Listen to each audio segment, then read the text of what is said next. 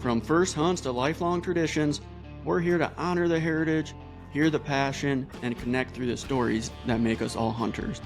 Grab your gear, find your stand, and listen in as we share another journey that shapes a hunter's legacy. This episode is brought to you by Logic Hunt, an app designed for the future of hunting, helping you prepare with purpose and pursue with precision. Rusty, we got you on here, man. It took a while. Technology, right? Yeah, at 51 years old, I'm not up on all that. Thankfully, I've got a wife that takes care of all for me. I think it'll work out good. Looking at the camera quality, your video will turn out a lot better. Okay. So how's everything going where you're at? Hot and dry. We need frying. What part of Missouri are you at? We're 60 miles east of Springfield, southwest Missouri. And you said it's dry, huh? Too dry to plant food plots? Yep. So I'll start in August sometime because the rain will go about 12 miles south of us or about 20 miles north of us. It splits at Springfield and we'll be in a drought more than the rest of the area. What do you plant for food plot seed? Normally clovers, but this year I think I'm going to go with the buckforage oats. Where do you get that from? MFA or Tractor Supply. It's kind of expensive, but deer flock to it. How much an acre do you think it is? About $100 an acre. You should look up, and I can send you a link after. Good buddy of mine here in Iowa has a food plot business, just a real small guy. And I'm planting his seed for the first time. He's got mixes with brassicas, oats, clover, everything. And I think it'd be a little cheaper. I think an acre is about $65, $70, somewhere around there. This area is really, really weird. We're in the hills and hollers. We got to be careful what we introduce because we've chased deer out.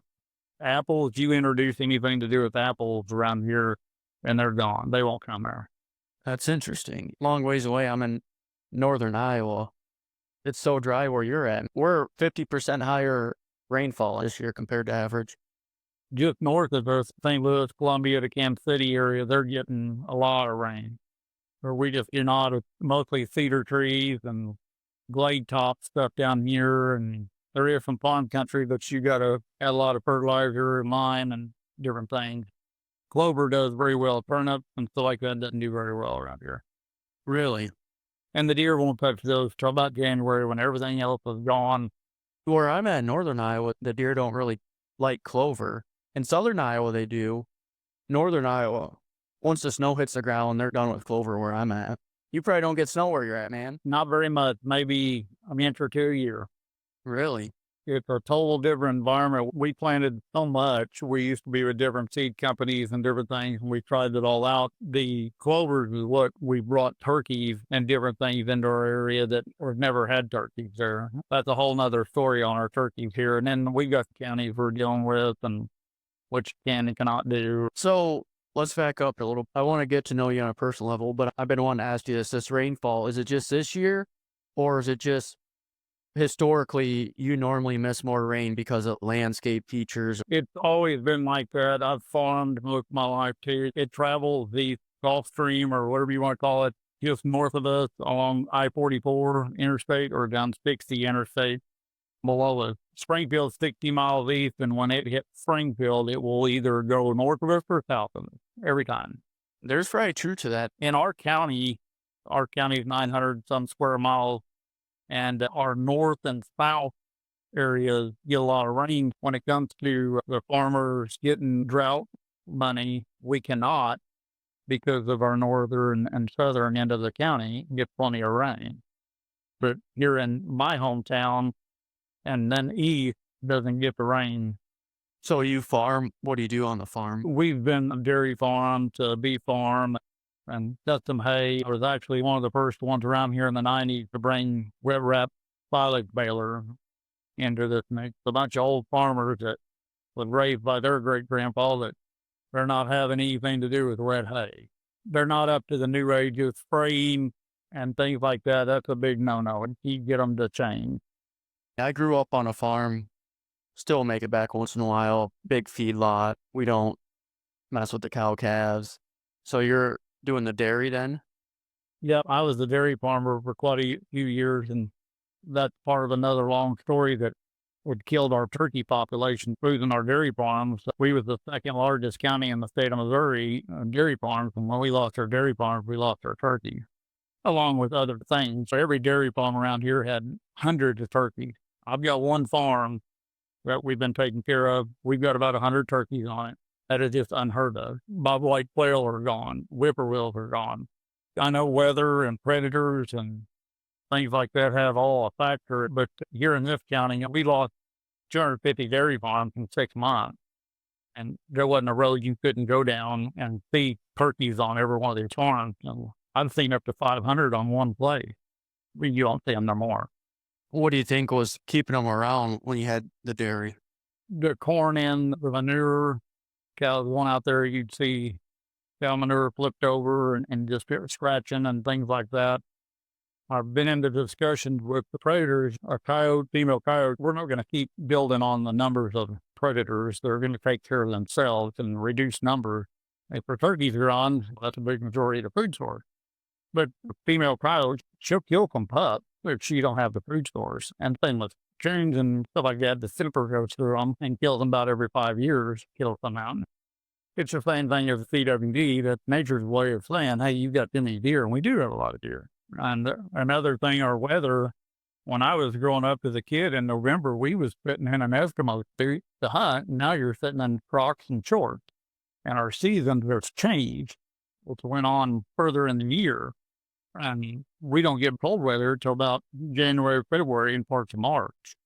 Now, before it was about October, November, and then going to about the end of February. Turkeys like eating crap. I don't get it, but they like sticking their beak in cow crap. We spread a lot of manure. They're digging through that crap all the time to find that corn. Yep, and that's what they're doing. You take that food source with them turkeys out and people dozing land off to make more grazing and different things. We've lost our bobwhite quail to a lot of animals like that, and deer, even the population moving into different areas because of land being stripped away, weather changes. There's so many factors. I was filming last year in my tree stand, and I seen something moving in the brush, and there was 43 quail walked out in my food plot. I hadn't seen a quail in 2 or 3 years. We used to all have bird dogs around here, and we all quail hunted for years, and it's all gone. Yeah, you see some quails in Iowa. We have a lot of pheasant where I hunt, or where I grew up back home. It goes through its cycles, but we've never really had quail. I think it kind of depends. They have to have good cover, and I've always heard they're kind of edge creatures, like where the draws meet the CRP and all that stuff. I've never shot one. We take an woven wire fence, we roll it up, take an old woven wire fence out, and you stand her up, and you can feed the quail in there, and they feel prey. Missouri actually had us plant multiple roses in the fence lines, and the quail was always underneath there. Now they're paying you to kill it out because it's an invasive and it takes over places. So our conservation, it lacks a lot. There's good and bad, but they're going to have to start listening to the people, what we see, boots on the ground type deal, and giving the feedback instead of just making decisions. And they're trying to get people to burn and bring natural grasses back. They said that's the only thing that will save the turkey population. That is so untrue. There's so many factors. In Missouri, turkeys start gobbling in February. That means they're breeding. They're breeding. So that first hatch is going to be about the 1st of April or so. Well, we get so much rain and cold weather, it just kills the hatches. Then they'll rebreed. When our turkey season, they're still going hard in May. Well, then they're going to hatch about June, July. And then it's hot, dry. It's hard on the hen. A guy sent me a picture the other day with little old chicks about that tall running around. They should be bigger than a chicken. Not happening. You talked about the weather shifting, being colder early on. What do you think's going on there? Climate change? That's the only answer. When I was a kid growing up, we had 2 foot of snow one year. We had a lot of snow, cold weather. About Halloween, it was kind of cold. And now I shot the deer last year, September 15th, the first day. I'm literally in shorts and a t-shirt, and I'm hot. It's 80 degrees. Even in rifle season, we wear t-shirts and are orange and sitting in the blind and usually got a fan. See, I'd agree with you, climate change, but I think it's all pattern. There's going to be like 20 years where it's higher than average temperature and then 20 years, but it definitely has changed quite a bit. Guess we'll find out. When I was a kid, we seen June, July around 100 degrees for those 2 months. Now, this last week, week and a half, we was in the 90s, and at the end of this week, we'll be down in the low 80s. If you don't like the weather in Missouri, wait a minute. So you think that it's getting cooler in the summer and warmer in the winter? Yep. And as time goes on in January, mostly February is our coldest month. March 15th, we start a grabbing season, grabbing suckers out of the river. I've done it for many years when I was a kid, and we've slept many times on the creek bank around the fire. And now there's no way I can sleep at night down there. I'd have to have a camper or something because it's so cold March 15th. Dogwoods were blooming, turkeys gobbling, you could hear quail and whippoorwill, and now you don't see that till on into April more. I hope it's patterns where stuff will kind of come around again. I hope it's not permanent climate change, and I don't think it is based off the extreme highs and lows that you get. Everybody says global warming. Well, we keep breaking record lows. I don't know about global warming. I think the patterns of the Gulf Stream has changed, and you kind of go back into history a little bit. I mean, our clock is obviously wrong on our months and dates and things because I don't know if people think about this. You can take a calendar and make it 28 or 29 days throughout the whole year, and it'll come out the same amount. If there are 31 days or 30 days and 28 days in February, every leap year, it would come out to the direct map in 12-month period, 28 or 29 days a year or 30 or whatever it is. It could be consistent all way. Well, you take your time change and all that kind of stuff, and it kind of shifts after a while. It's got to move. And so maybe that part of it, I'm not sure. Maybe it's a big conspiracy. That's why they do the daylight savings to make it look like there's climate change. I'm not a conspiracy theorist at all. I don't agree with them. The guy upstairs, he's got control, and here's what it is. I don't get into the cloud seeding. Is it possible? I have no idea. Nothing you're going to change about any of it anyway. So you could talk about what we want. Just live life every day, try to be a good person, and take everything as it comes. 100%. So before we get into the good stuff, tell me a little bit about yourself. You said you do a little farming.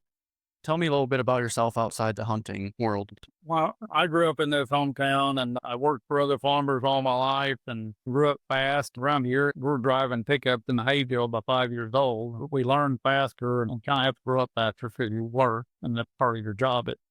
As I grew up, I just got in my early 20s, and I've done a few other different jobs, and I decided to get into law enforcement and was in law enforcement for 20 years. Then my wife, she had retired military, and then she went to work under my command, actually, and she got hurt. An inmate broke her jaw, a horrible thing. So I ended up retiring. We came back to my hometown. Then she went through a breast cancer deal a year and a half ago. And we started, when I was in law enforcement, I knew a TV show. He was an attorney, and we kind of got with him, and just wasn't our cup of tea. I'd worked at high ranch, deer funnels and roar and different things. And so we went on to another TV show, and it was just a tooth and nail fight. We decided to start our own 5 years ago and took on some sponsors. But my whole deal with sponsors or TV shows, you got to be happy with what you take, with your business, not mine. Shoot with what you want, what animal you take, and I'm going to be happy for you. And I want some kid watching our show to kill a bigger deer than I and say, Dad, I killed one bigger than that guy on TV, and that's what I want. Too many people getting in trouble doing things illegally when they get into the sponsor stuff. We've made it very clear that we're not part of that. This is an everyday, enjoy it. I don't want it to be a job or work. I want to enjoy it and create memories for my kids and family and my guys. I've got 7 guys on the team, and I want them to take their dad and their grandpa and their kids and be able to look back on it. Caught up of you've got to kill a 180-inch deer, or it's got to be 6 years old. Or I love Ted Nugent. You're on the right path. What audacity does one man have to say to another? What you shoot when you bought the tags and the equipment and put in the time and went out and got meat. Everybody loves horns. I've killed a lot of deer I've won contests with, but I'm just as happy to watch my 9-year-old daughter kill a spike as I am a 165-inch deer. I'm looking at your website right now. How long have you been doing that? 5 years. How long did it take you to start getting sponsors? You got some good ones, Two Vets and Reveal. Media, we were with another show that some of them sponsored that show. And when I told them, I said, hey, we're starting our own. This is our belief. And if that doesn't fit in your realm, then I'm out. And we created a relationship with them and the understanding that I myself get sick of watching. I've got big hunting show names around me in my hometown, but you get sick and tired of seeing this guy going out killing 180, 200-inch deer every year. And I'm killing it 130 and 40, and I'm happy, but it's not this big, huge deer. And that's unrealistic. And I don't want people discouraged. We're losing hunters every year because some guys going to make fun of my wife going through breast cancer. She killed an 1/8 inch difference on her horns, a typical 12 point. There's an 1/8 inch difference. That's all it is. And the guy said, well, that's a 3.5-year-old deer. She hunted one day that year of going through chemo, and she killed it in 15 minutes. I don't care if it was a 100-inch deer. She was happy. That's it. Is your wife doing pretty good now? Yep. She's growing her hair back and all that kind of stuff, and does every 3 or 4 month checkup, and Everything's looking good though? everything's going good. And we actually done a show on that when she killed it, and they're pretty emotional. We have a group chat with all the guys, and when she told us she just killed a buck, I said pictures or it didn't happen. And she sent us the picture of the 12 point, and I'm like, what? You just got there. And she took a drink of water and played Candy Crush and looked up, and the deer standing in the food blood, and she shot it. I said, I've been hunting for days. I mean, come on. So it was a very good thing. And we've got the same guys we've had for quite a while now, and we're pretty close knit family. We used to have them all across the United States, and it just was hard. People wanting free stuff, and it's not free stuff. You've got to do your social media advertising. You got to do certain things, get your film and things like that. And that's your payment. That's what my guys work for. You know, we either get monetary or we get product. And I need the products to do your guys' job. I've said it many times. I can get you a TV show today and you can have all kinds of sponsors. Social media is where it's at. You don't have to have a TV show at all. Our whole goal of knowing all that, there's so much recreation going on. We want the camera on you to see the reaction of my 9-year-old girl. Happy she got her first deer or turkey or stuff. That's what it's all about. And her dad and son going and they hug each other and maybe a tear fall, and that's what it's all about. Well, I can't pay you, but I can hook you up with a hunting app. It's pretty basic yet, but it's my hunting app. I designed it. I built it. Yeah, I'd love to talk to you about it. I've tried a couple of them. I just found out the other day I've had Onyx for 5 years and I haven't used it in 5 years, and I've been paying for it. That is now stopped. I couldn't use their app. I like the app. I've got Life 360. I've got Reveal, and it follows me wherever I go on my Reveal app. I like knowing the wind, the temperature, and the pressure. That's something I don't have. Right now, all I'm using them apps are is where I'm at in the direction, and in case something happens to me, somebody can find me. What's the name of your? So it's called Logic, Logiq, but we have the land ownership details and all that stuff, but we also have a full suite of weather tools. If you look at it, Okay. Yeah. it's for deer hunters, and we got 15 days.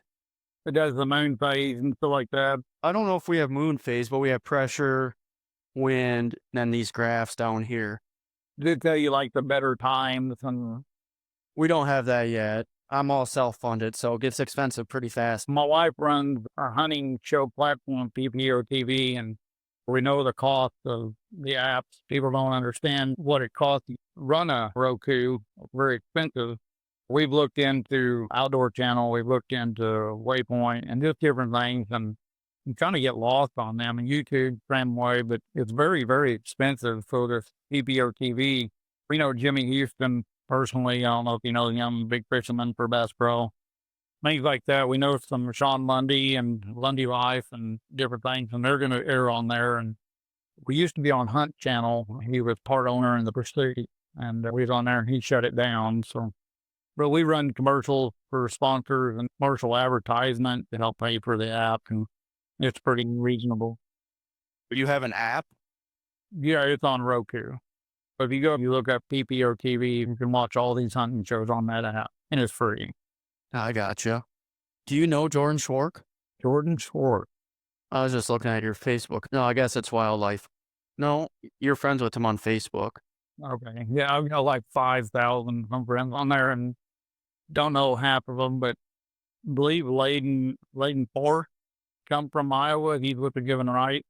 How'd you get started hunting? Let's back up to your earlier years. So a memory that I've had since I couldn't have been more than 5 or 6 years old. I remember going with my dad down a dirt road and he pulls in this gate or somebody knew. He told me he'd be right back. He was going to try to shoot this big buck. And my dad had killed a 200-inch deer about that time in our area. He took off and I remember I got scared and was crying. I went to honking the horn to get my dad to come back. And he come back and he wasn't mad. He laughed and told me what he was doing. I don't know if that's where it all started. My family, my grandpa and grandma didn't have running water. We didn't have nothing. I was the second person on my dad's side to graduate high school, the first to go to college, and we come up poor. Hunting was a lifestyle and a have-to deal for us. We used our weapons. We've done everything from fishing to trapping and everything. And I've ate just about every critter there is around here. But I think I was 8 years old. I went with my mom and I was sitting on a stump with a tree that they took the limbs off of. So we made a ladder stand up it and sitting up on top of the stump of it. And I heard a shot. My brother, 2 years younger than me, was sitting with my stepdad and he'd killed a little buck. She said, well, I'm going to go look at it. You stay right here, keep the gun safe. I was already walking out squirrel hunting by myself at 8 years old carrying a gun. That was everybody trying to leave Rusty behind, man. Well, I know. So I'm glad they did because when she left and I heard them up there talking, these deer come running through and I had a single shot 20 gauge and I shot this doe, big doe. They said it sounded like somebody else. I guess I was missing and I was reloading that single shot fast as an automatic or a bolt action would go. I finally killed this deer by myself at 8 years old. I loved it. And still today, I look back and it's more of the camaraderie, going to a check-in station and dropping the tailgate on a doe or a buck or anything, and people flocking around the truck, congratulating you and telling the big story. With some guys, we went to filming our hunt and we didn't know nothing. That was in the 90s. They edited it and they paid us per second. So we didn't make very much money because maybe the language or the background, we didn't get very much money, but it was fun. We were still recording it and got to show our buddies. We had a great big old camera then. I always liked the idea of filming it when you start getting kids, even with your phone or any of the GoPro technology today, you get the shared memories and keep them and show other people. Every year, I just couldn't wait for deer season like any other kid. It got to the point where I got bored with it. I looked at it as like shooting a deer from 200 yards or 300 yards. And I wasn't very good with a bow back then. I started shooting some and had some accidents, motorcycle accidents and things, and got to hurt my shoulders. So I picked up a crossbow, and that was a little bit more funner. It kind of brought that spark back a little bit. It still wasn't there. Then we added the cameras, trying to get everything on film and everything right. Even a doe walked out or a little one walked out, and you're shaking. And it's adrenaline. It's overwhelming sometimes. They brought the spark back, and you hear stuff about crossbows, and you hear stuff about bows and the compounds and the traditionals and stuff. And I've been in so many discussions with people. What does it matter? Get that person out in the woods. Let's not bring division in the hunting world. We got enough division in this world and bad things and people putting other people down. Don't bring it into the hunting world. Congratulate everybody, whether you age a deer or want a certain size of horns, whatever you want to do. I'm going to be happy for you regardless, with sponsors and different things that went to that. Now I'm starting to see the bigger shows realize that, and you get tired of seeing this every year, and I can't get it done. The biggest deer I killed was 169 or something like that. I was happy with the 149 I killed last year. And the statistics, Boone and Crockett or Pope and Young or the very big bucks, I think it starts out at 130 or 140 or something like that for bow.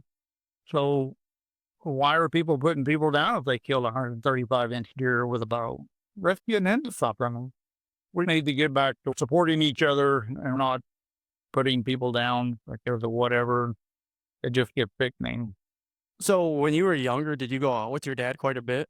Yes and no. Right after I killed my first deer, every year I was sitting, my mom or my dad was in the woods somewhere. Once you kill your first one by yourself, you're on your own. Sitting in a tree stand or in a blind. Every morning you wake up before daylight. You couldn't get out of bed by 10 o'clock the day before, but here we are hunting season. Next morning, everybody's out of bed 4 o'clock in the morning. That and everybody getting ready, it's a great feeling. Did you hunt with a compound bow before your crossbow? Yeah, I started with the compound and my sternum and my shoulder and stuff. I took a few animals rather than my 20s and 30s. I'm 51 now, but went to a crossbow 4 years ago or so. Then last year I picked up a new bow that come in. I've got an outdoor store, an FFL holder, and the guy bought a brand new bow in that his wife was mad that he bought. I bought it because I was able to pull it back, and I'd been shooting it for the last year. My eyesight, I started having problems with looking through the peat with glasses on or off and then seeing the target. I didn't feel where I could stack my arrows where they needed to be and be ethical about it. And so I'm going back to a crossbow again. I wanted to kill another one with my compound. I've tried other products. I can't shoot without a peep or nothing. So it's back to the crossbow now. I'm not really happy about it because I was wanting to take something with my bow again, but it is what it is, getting older and different things like that. Well, you got to do what's best with you. If you don't feel comfortable putting yourself in the best position to shoot a deer rather than injure them, why risk it? Yeah, and that's why with the debate on feeding deer, it's like that food plots and baiting for a kid or an older person that maybe not as steady, that would help them. We own a bow shop in our store. The problem with crossbows is you break limbs and break strings. When you get down to the fundamental parts of a compound and a crossbow over a recurve longbow, the compound and the crossbow both have cams, both have limbs, both have sights. You've got to know your yardage and you got to practice with it. The compound's a little easier to get another shot off than a crossbow, and they're a little quieter. They're just different things. When you get down to the debate between the two of them, the longbow and recurve guys are the bow hunters. I mean, there's nothing like any of them bows. My hat's off to them. But with the technology of just arrows to fletchings to broadheads, I mean, all this stuff, we can't argue which one's better because there's a lot of similarities. But we shouldn't be even putting down our other hunters either on what they're using and happen to use. I'd rather see somebody shoot a crossbow that doesn't have the time to go out and practice with a compound. I'd rather be in the woods shooting a crossbow. I've never tracked a deer with a crossbow kill. They're all within 50 yards. Do I shoot 100 yards? I won't shoot over 35 with a crossbow. I'm shooting 420 feet per second. And yeah, I can shoot a target at 125 yards, but I'm not going to do that. How long did it take you to kill your first one with the compound bow? 3.5. How'd that happen? Well, how long for your first buck?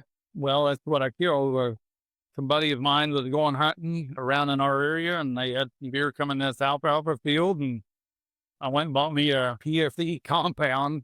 I don't even know if I had it lined in right. I was hitting the target where I wanted to hit. I think I zeroed it for 30, and the buck comes out a little bit after I ate. He was about 38 to 42 yards. Didn't have rangefinders back then, just kind of guesstimated. I held it up a little bit higher than what I normally shot, and I shot and killed him. But it was a day and a half later after I bought that bow. How do you even have time to sight it in? I went home after I went to Walmart and bought me some arrows. They probably wasn't the right length because I just bought them and they looked good and they were on my bow and the broadhead didn't touch my hand. I can tell you how long they was. Didn't know my draw length or nothing. We just went hunting. We used to be sponsored by Expedition Bows and they'd send us bows and all this stuff. And I was like, man, there's a lot more to this bow hunt than I've ever done in my life. I always went to Walmart and bought 3 or 4 arrows and went hunting. Now you're tuning the fletchings and the knock and all the stuff. And I'm like, man, I just went hunting. Took a bow and went hunting. And I killed one every year at least. I didn't get into it. Then I started doing little 3D tournaments and stuff, and that got really complicated. I couldn't hardly do that. I'm sitting there trying to concentrate on the ring area on the 3D target, and these guys are smoking me. But my backyard, I could hit whatever I wanted to hit. And I guess you listen to a lot of people or make things more complicated than they are. Yes, you got to put the time in. One of the guys on the team goes to Idaho every year and he's killed huge bull elk, pronghorn. He shoots for about 100, 125 yards. But he only does that about a week or so before season starts. And he goes out there and hunts for over a week and already sprung back little bull. He must be going to a pretty good place. Yeah. His family lives out there, and so they've got the areas and know where they're at. He got the monster 6x6 bulls in his house that externally down. He's been doing it since he was young. So are you primarily deer hunting, or you mentioned turkey? What else are you hunting? We do a lot of coyote hunting. Missouri has just now brought in the thermal season. Coyote, primarily turkey, deer, and coyote. And then we do some trapping, things like that, rabbit hunting, squirrel hunting. I have a buddy down in Missouri, and he was talking about that thermal hunting. That's great, but why do they limit it to like 3 months? It was 2 months, February, March, and they've just now passed it. It will take effect March 1st, the next year, that they're opening it to 256 days, I believe. I'd watched a video from MDC the other day. There was one gentleman that was against it because he thought it was unethical to kill a female coyote at night when she is pregnant or has little one. So it's not ethical. It's okay during the day, but not at night. That's what he was saying. You don't see them during the day. Growing up in Missouri, you had to use the moonlight. Now, a lot of poachers around here would use a red lens and a woodpecker call. But now that the thermal has come about, they had an issue with using the thermal to locate deer or shot deer, and then they allowed the drones to start. Now you're allowed to take a thermal out and find your bow shot deer or rifle shot deer, and you can use the thermal to locate it. And it has helped a lot. I don't know why they're limiting even at 256 days, but they don't want you to have the rifle and thermal during the deer season and turkey season either. In the spring, they're taking those months out of there. Me being in law enforcement, I remember with the FFL, I'm a federal firearms license dealer. Criminals are going to do what they want to anyway, whether it's a law or not. Laws are working against the law-abiding citizens because they're going to hunt all year long whether they want to or not. And they're going to shoot deer, whether it's legal or not. And anything from wearing your seatbelt, I'm a licensed suppressor dealer. And I know people who've got suppressors that ain't supposed to have suppressors. They're illegal. Why are we limiting these laws against us? And we got overrun by predators, supposedly. Our population on turkey and deer and things like that are down. I run 7 reveal cameras on my lease places, and this is the first year that I've ever caught a coyote with a baby fawn in its mouth. I've got a story on this, and it had me flabbergasted at first. One of the leases I hunt, he's got over 1,000 head of sheep. He does not want me to shoot any of his coyotes at all. He said he's been there for about 8 years, and he's never lost a lamb or a sheep to a coyote. He's got the dogs in their electric fenced area, but the coyotes can get to them. And his theory is, he's from Ohio, his theory is if we kill them coyotes, that hasn't done anything to his livestock, will new ones come in and do something to them? I don't know. And he said, I'm not willing to take that chance, so please don't shoot my coyote. I've got coyotes on his place on camera and had a baby fawn within 150 yards from the sheep at that time, but they've never killed a sheep. It's his property, and if they're not killing sheep. Well, What do you think of the thermal drones? the thermal drones, it's good and bad. You can do a lot of things with a drone because I do know some poachers that have done some things with a drone that they shouldn't have. And that's anything from locating buck to use them as scouting tools and things like that. The thermal off the rifle, when we've used them a couple to find a deer, you find a hill and you just start walking parallel to it and you start seeing some heat. And that's how we located the deer. We've actually got a deer dog that tracks blood and tracks scent. It's each their own. If it's legal, I don't have a dog in the fight. I might not agree with certain parts of each one of them, but If it's legal, it's same as live scope on your fishing boat. I don't agree with part of that, but if it's legal, then it's your right. Shouldn't be speaking against it. Yeah, it's just like bait and deer or cellular trail cameras. I'd be more than okay if they got rid of cellular trail cameras. I love them, but you can't argue that they don't give us an unfair advantage to deer. But if they're illegal, you're putting yourself at a disadvantage for not using them. Yeah, absolutely. And the same thing as food plots. I plant food plots every year, and there is no difference between me planting a food plot, 2-acre food plot, than me to take 200 or 300 pounds of corn out there and broadcasting that and bring them into that same squared area. No different. It's just not. Food plots are giving you an advantage. You could argue that it's the same as a cut bean field or whatever, but the baiting, I think, is more so on getting a pile of deer in one location and spreading disease a lot faster. I've talked to my agent. Like I said, I've worked at a high fence deer ranch, and we had diseases in there, just like everything else. One of my leases is in a CWD county. We're not allowed to put out any mineral or salt, or we can put out food plot, or you plant corn and not bush hog it and hunt over it. I asked him, what is the deal with CWD? And he said that you get a pile of corn and a CWD deer is eating it, and a buck comes and kicks that one off. Now that one's eating the saliva and stuff. Now it's CWD. That deer's probably got CWD. And I said, you don't think that's going to happen at a food plot setting or a farmer's field? A little less chances.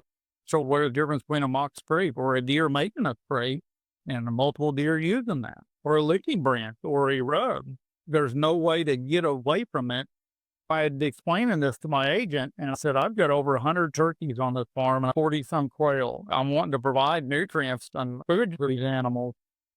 He said, so do it. I said, well, I'm in a CWD county. He said, are you feeding deer or are you feeding turkey and quail? And I said, well, I'll be feeding turkey and quail. He said, now, if there's a bunch of deer start coming in there, you're going to have to stop. And I asked him 3 different times on 3 different days, and that was his answer. That I could put out corn, not baiting deer, and I absolutely am not. But I'm in the CWD county, so that's a catch-22 in my opinion. I mean, if I get in trouble for putting out mineral for the quail and turkey and I get another agent, what's going to happen? Or even if your agent wakes up and has a bad day, maybe finds out his daughter's pregnant at 16 or whatever, his decision might be a little different. And he's a sergeant. I've got it on, in my store, him saying that. So I am banking that, but it's true. How much of a lot of deer you might be a different number to me. If I get 5 or 6 deer coming into something every night, then yeah, it's becoming baiting deer. Now, if I get 1 or 2 coming every 3 or 4 days, it's not like having names and different things. But my stance on the CWD stuff is you're not going to control it. And shooting deer by thermal at night, baiting, the agents are doing that here in Missouri. You're shooting deer that's not even infected. You don't know what you're shooting. Why wouldn't you go from September 1st to the end of January and I can buy as many tags I want for a buck or doe? Let me buy tags and take these animals instead of you shooting them and not getting paid for it. But the problem is the federal government's giving them $5 million to do this. And it's way more than what the tags are going to be. EHD kills a lot more deer than CWD. Yep. When I worked at the high fence, it got around a little bit about blue tongue. EHD and stuff is a sister to blue tongue. If we have blue tongue in our deer, our cattle will be quarantined because cattle can get blue tongue. Cattle don't get EHD. Cattle don't get EHD, but they get blue tongue. So if we have blue tongue in Missouri and that comes from a person in Jeff City at the capital, we would have to quarantine our cows and they would not be able to go to the market. So they're going to be killed. And that's going to short on beef. Now, I don't know if it is blue tongue or not. They may be just saying it isn't, so that doesn't happen. But if you look it up, blue tongue can get the cell and then quarantine. The state would be quarantined. And you mentioned that earlier. That all goes back to Mother Nature. It's just Mother Nature correcting herself. I've told so many people, you get into the management of wildlife, and if you don't have 20,000 acres, you're not going to manage nothing. Red deer is going 5 to 7 miles away, and there's somebody else's default and stuff. So if you don't decide to shoot something and it walks past you and your neighbor shoots it or a car hits it or a predator gets it or disease kills it, we can't be mad. It all resorts back to take what you want, be happy and congratulate each other and don't bring it into the hunting world, all the negativity and stuff. But as far as the disease in any animal, Mother Nature is going to take care of her own, whether it be coon, skunk, getting the temper to coyote. I can have 50 coyotes on 200 acres eventually because this coyote keeps having pups. No, she's going to start killing them. A doe, now, or high fence area, some of them would have twins, some of them would have triplets. If the food source is there, the nutrients are there, they can have more. I learned a lot about deer hunting in a place like that. Got to see some really cool deer and 421-inch horns on a one deer's head. Crazy, but it wasn't my cup of tea. I'd rather kill my 140 and do it out in the wild, each their own. But we had deer breeding all year long. And you see these late fawns, early fawns, and it's not like cattle. I don't mean this badly, but it's kind of like in law enforcement in our prisons. We noticed that women in a prison, a monthly thing happens to a lot of them. It starts from when they first get there, different days and weeks. You can pretty much pick 1 or 2 weeks out of the month right here that everybody in a prison, the same thing. And that's my belief on the predators and things like that. Mother Nature is going to regulate the population. You're going to get disease no matter what, unfortunately. And you hate seeing it. I myself have never seen EXV or any of it. I've not found dead deer by ponds or rivers and creeks. Not yet, knock on wood. I'm not saying it's out there either, but one day it might get too many numbers. That's what's going to happen in any animal. So you've been hunting for a few years now. What are some of your favorite memories from the woods? For me, watching my kids or a grandkid taking his first animal and the raw reaction. The best memory I've had so far is my wife going through a thing that about killed her. And we had a family function that day for Thanksgiving. I asked her if she was going, and she said she didn't know. She ended up going. We ran home, got her stuff. She dropped me off on my blind. She went and got set up in hers. So within 5 minutes, she's texted me, "They're the stupid. Did you not call the deer to come? You're wasting your money. There's no deer around here. But you've been there for 5 minutes." Things have happened a lot for her in a very short period of time. When she shot her deer, when I got that phone call, I've been hunting now for 40-some years, watching my kids or grandkids and seeing the happiness on my wife in a very bad time. It's very close to me when somebody puts someone down, because it happened with her on some people that made some comments that you don't know backstory. You don't know what this person just went through. And this is the one day out of the year that she got to go. That's why I'm very adamant about congratulating people and being happy for one another. I had a lot of people say, "Hey, you didn't have to explain, Rusty, that why I actually shot that deer." It's nobody's business. It was just part of her story and journey. Well, I'm glad to hear she's doing well now. She got 16th in the state for a bear in Maine. Her dad's a big waterfowl taxidermist and stuff like that. She's a duck hunting freak, and I don't like shoot. I mean, I'll shoot ducks, but I don't like eating them. But she likes stuff like that more. And then she got her first turkey in Missouri. She's never been turkey hunting in Missouri, and just different things. Her main like is ducks and bears. I don't know about the bear hunting. Her dad tried to get me to come to Maine. I'm in Missouri. I try not to go north of 44. It's too cold up there, even north. They want me to get in a layout boat and duck hunt with them and wear a Sitka, and I've got to take pictures. And I told him I wouldn't go and gay for a day for anybody wearing Sitka. So it's a big running. What's wrong with Sitka? It's just not for me. Nothing's wrong at all. They make very good camo. It's just seems like the duck hunter, you got to shoot a Benelli and you got to wear a Sitka. That's too expensive for my blood. Now you live up here, man. You'll realize it's worth its money where it's cold. That's exactly right. Because down here, I bought so much camo from Walmart over the years, and we used to be sponsored by Scree, a camo company. Very good camo. I've killed just as many with the camouflage hat from Walmart and a T-shirt and blue jeans on as I have turkey-wise now. The deer hunting, wearing camo. Why do you wear camo in bow season? For the turkeys, right? Because the deer, you can wear orange and rifle season, they don't see you. Why do you wear camo? Oh, yeah. Oh, I'm sure it helps. The see through the blinds and all that kind of stuff, but everybody does it, and I do it. I've always questioned the why. We wear orange in November for rifle season, but we wear camouflage. And it's designed for bow hunting turkey more, because I can sit in a tree bow hunting for deer and wear orange. That's why we quit pushing the camo. I'm sure it has something to do with the shades. They can see certain shades better than others. And I'm sure if something's one color, they can see a blob. Bow hunting and gun hunting are different because gun hunting, you can get them within 100 yards and you're good, but you're trying to get them within 20, 30 with a bow. You mentioned your kids. How many kids you have?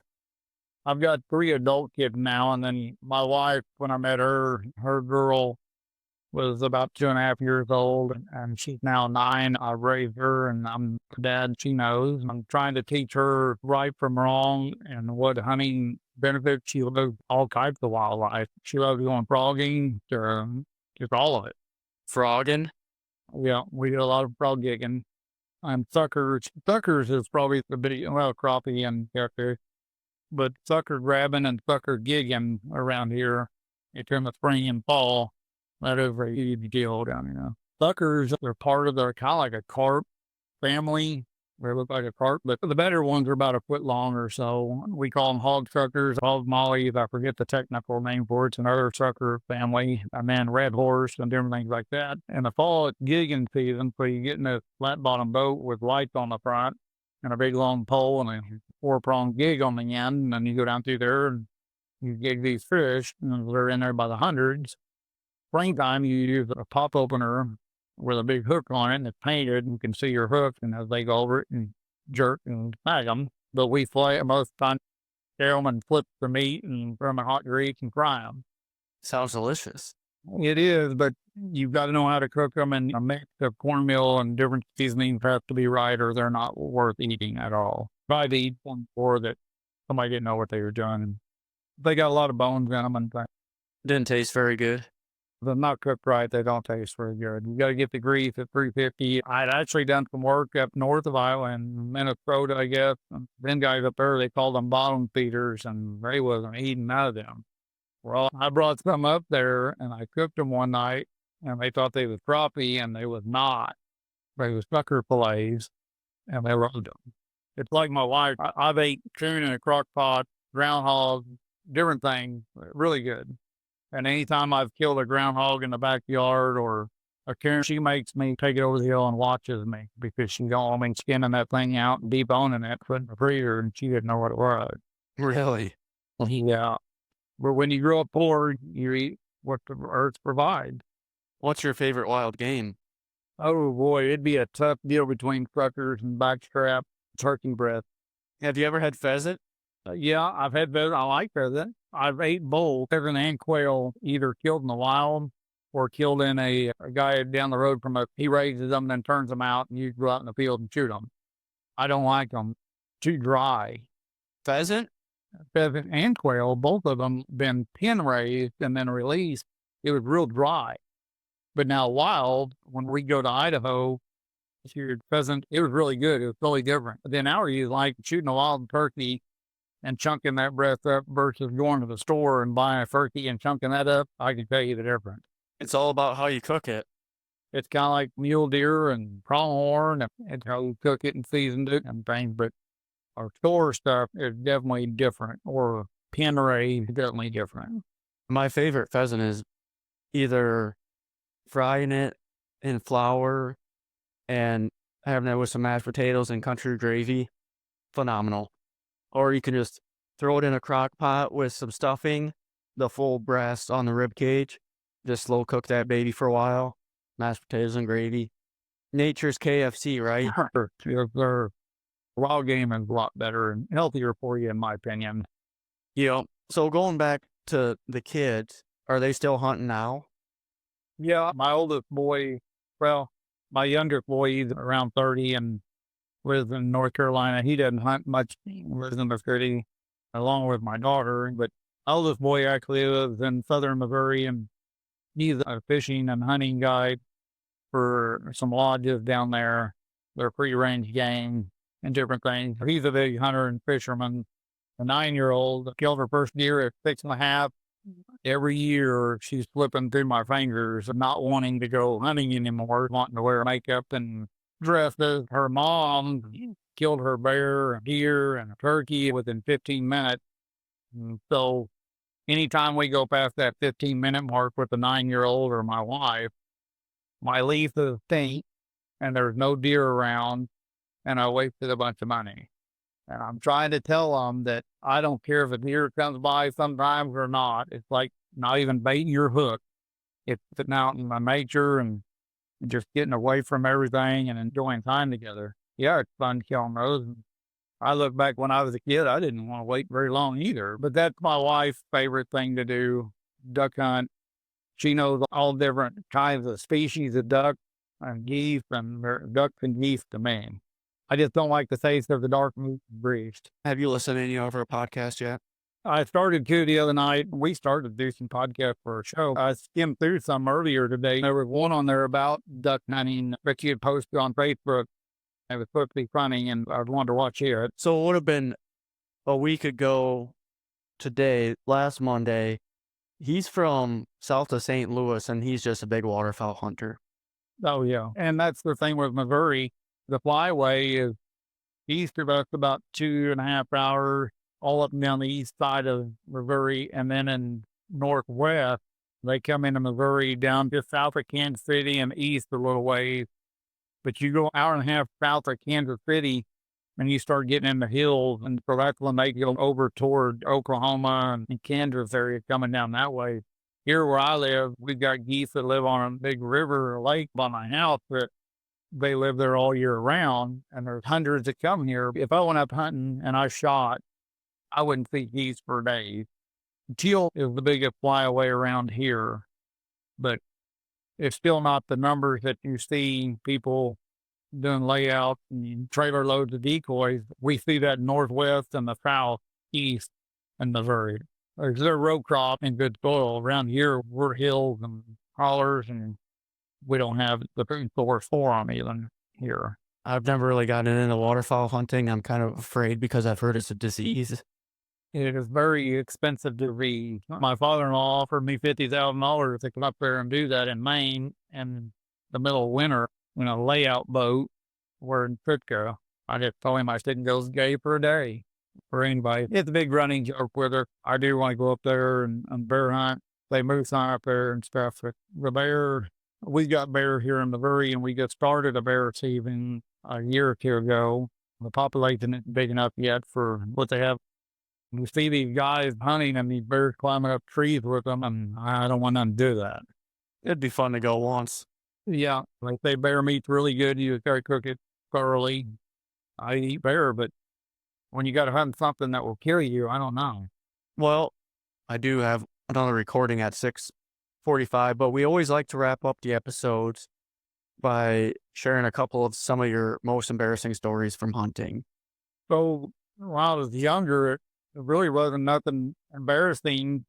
But a couple years ago, when a camera comes involved in recording hunts, hard to get away from stuff. And I'd called this gobbler in from a long ways off. I absolutely love turkeys. I'm calling turkeys in, watching them dance around decoys. The gobbler would come in at 15 yards. I thought I smoked him, and he started running. I shot again. He landed in from brush. So my camera is still rolling out there, and I get out of the blind. I walk over there, and this turkey's still alive in the brush somehow. I started walking back to my blind to get my gun because I didn't take my gun with me because I thought this bird was dead. But here I am coming back to the blind to get my gun, and I walk by the decoys, and you can see I want to just kick the decoy's head off because frustrated. And they all watched the raw film and knew what I was wanting to do. So I get the gun, stomp back over there, and I shoot this turkey for the third time. For now, I'm being made fun of with a guy that 15 yards, I had to shoot turkey 3 times.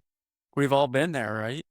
And then I had a broadhead problem. I didn't know what the problem was. I missed so many deer 3 years ago, anywhere from 30 to 40, 45, and that was with a crossbow. We slowed the video down and noticed that about 28 yards, I had lift with their mechanical broadhead. I switched broadhead, and that was dead on, but I bet I missed 15 deer, and I mean some really, really good bucks, 150, 160 class, numerous times. And I'm being made fun of. When you get 7 guys on a hunting team, they love to harass you. Well, that's not very fun. just the little stuff we get to see with the other guys, even funny moments. I had one guy that he was sitting on a leg turkey hunting, and he went to get up on his knee to shoot or stand up, and he had we called it the stanky leg. It wasn't operating, so he fell down trying to shoot this turkey. And that's part of the filming world, is that it creates memories and you get to see all the bloopers. Have you ever used the POV for Tacticam? Uh-uh. I have another camera on me in the blind. We used to use those and they quit making them. I'm sitting there and see me with the turkey coming in on my big camera, and I'm pushing this button and it's blinking. I'm thinking it's on pause. So I hit it and it goes solid. Pause was when it's solid. When it was blinking, it only blinked for like 2 minutes and then it shut off. I'm getting really frustrated and wanting to throw this thing. Everybody's laughing at me watching the film because I would think I'm turning it on, but I was really pausing it. It was just backwards to me. And That would be pretty funny to kind of see your face. I get to capture all the funny deals or the misses and mistakes, but that's part of it. Well, Rusty, I appreciate you joining. Sorry, I have to cut you a little bit short. We had some issues getting on, and I normally don't allow for 2 recordings in a day, but the one that's behind you I had to do manually, and I didn't catch it in time before you scheduled, and I didn't want to reschedule you, so made it work. I know how it is. I'm very happy to be on, and anything in the future, I'd love talking about different topics and anything to do with hunting and fishing. Thanks again for joining us on another episode of A Hunter's Legacy. Remember, hunting isn't just about the harvest. It's about the journey and the legacy we all leave behind. Be sure to subscribe, leave a review, and share this podcast with all the other hunters in your life. And if you have a story to tell, we'd love to hear it, because every hunter has a legacy worth sharing.